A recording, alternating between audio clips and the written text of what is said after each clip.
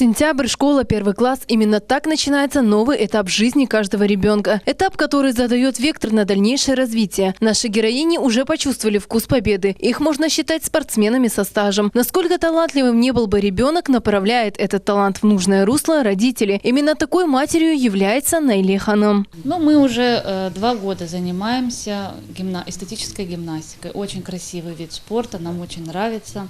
Алие пошла в 5 лет. А Эсмочку мы отдали в 3 года, хотя там берут с 4 лет.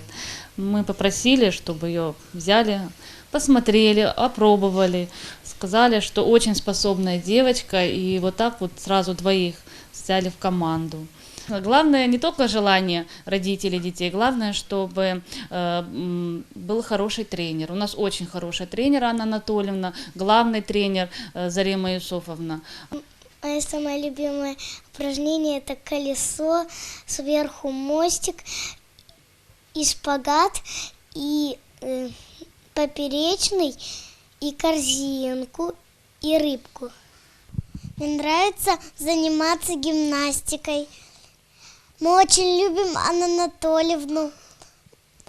А в Ялте мы 3-е место получили. В Сочи тоже 3-е, а в Симферополе заняли 1-е. Теперь мы поедем в Ростов участвовать.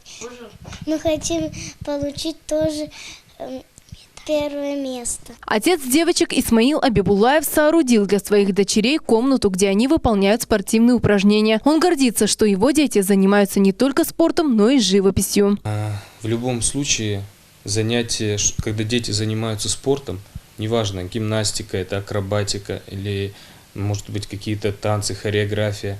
В любом случае для ребенка это развитие.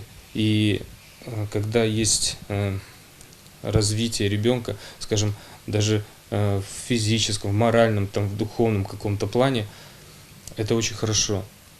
Когда дети завоевывают какие-то там грамоты, награды, им очень приятно.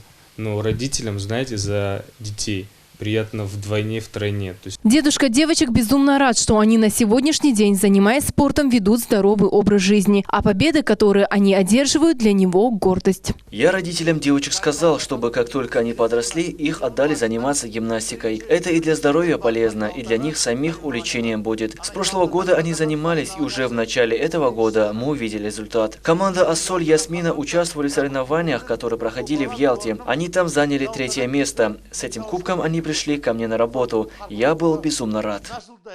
Семья Абибулаевых верит в успех своих детей. Родители уверены, что дети не остановятся на достигнутом, и что в Ростове они займут призовые места. Фатиме Сейтмамут, Умер Мустафаев, телеканал Миллет.